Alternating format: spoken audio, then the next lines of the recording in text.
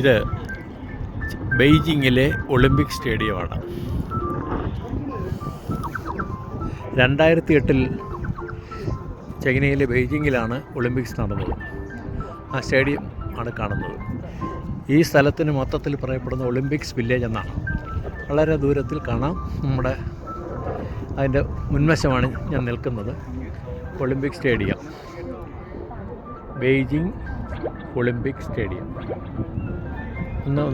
അന്ന് സ്ഥാപിച്ച ലൈറ്റ് സംവിധാനങ്ങളാണ്. ഇതിൻ്റെ മുൻവശത്തെ വീതിയാണ്.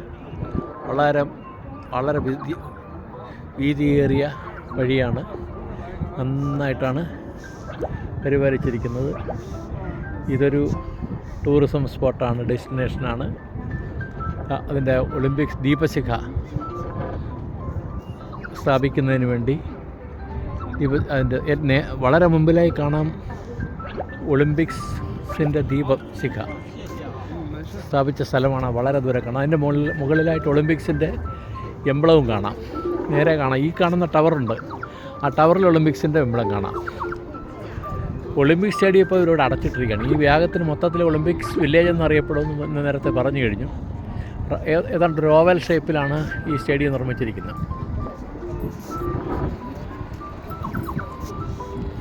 ഓവൽ ഷേപ്പിൽ നിർമ്മിച്ചിരിക്കുകയാണ്.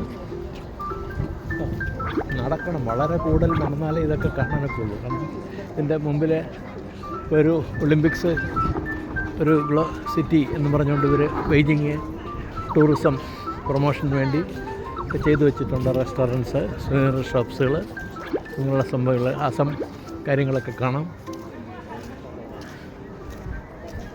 നേരെ കാണുന്ന 3 ടവർ പോലെ കാണുന്നതിൻ്റെ മുകളിൽ ഒളിമ്പിക്സിൻ്റെ എംബ്ലം കാണാം. അതാണ് ഒളിമ്പിക്സ് ദീപശിഖ തെളിച്ച സ്ഥലം.